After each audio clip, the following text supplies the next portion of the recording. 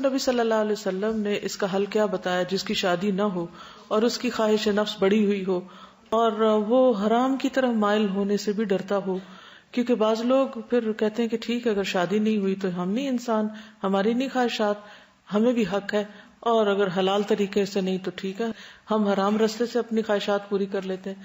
ایسے لوگوں کو کیا حل بتایا گیا؟ روزہ. تو ہر شخص اپنے بارے میں خوب جانتا ہے. کچھ چیزیں ایسی ہیں جو آپ کسی سے ذکر بھی نہیں کر سکتے کہ آپ کے اندر کیا طوفان مچا ہوا ہے. نہ آپ اپنی ماں کو بتا سکتے، نہ کسی دوست کو، نہ کسی کو بھی ذکر نہیں کر سکتے. ایک نیچرل چیز ہے نا، اللہ نے اندر رکھ دی ہے تو وہ سر اٹھائے گی.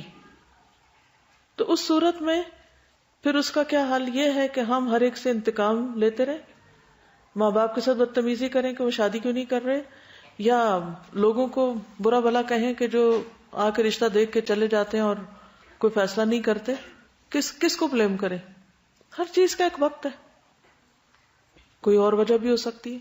تو ایسی صورت میں پھر یاد رکھیے کہ شادی ایک ضرورت ضرور ہے، لیکن اگر کسی وجہ سے نہیں ہوئی تو حضرت عائشہ کی مثال کو سامنے رکھ لیں. 18 سال کی عمر تو بیوہ ہو چکی تھی، وہ 48 سال زندہ رہی ہیں بعد میں.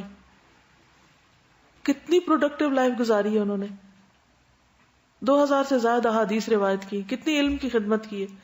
اسی طرح اور بھی بہت سی خواتین ایسی ہیں. امام شافعی کی والدہ کو دیکھیں، وہ بہت ینگ ایج میں، امام شافعی بہت چھوٹے تھے، وہ بیوہ ہو گئی. اسی طرح بہت سی اور خواتین کا ذکر ملتا ہے کہ جنہوں نے سنگل ہینڈڈ بچے پالے اور بہترین عالم اور بڑے بڑے سائنٹسٹ بن کے نکلے وہ. اسی طرح بعض اوقات ہسبینڈ کوآپریٹو نہیں ہوتا. تو ایسے مسائل میں بھی الجھ کر انسان کو اپنے آپ کو ضائع نہیں کرنا چاہیے. کسی بھی چیز کی کمی کی وجہ سے نہ اللہ سے ناراض ہونا ہے اور نہ بندوں سے.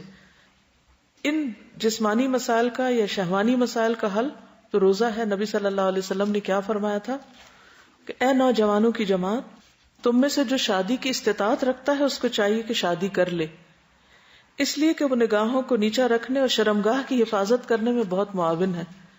اور جو اس کی طاقت نہیں رکھتا، یعنی کسی وجہ سے شادی نہیں کر پا رہا، تو وہ روزے رکھے، کیونکہ روزہ اس کی نفسانی خواہشوں کو توڑے گا.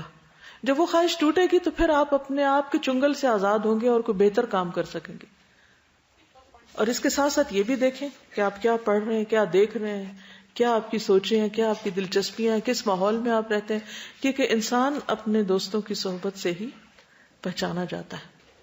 لسٹ بنائیے کہ کون سے 5 لوگ آپ کے قریب ترین ہیں، آپ کن 5 لوگوں کے بیچ میں ہیں، آپ انہی میں سے ایک ایوریج ہیں.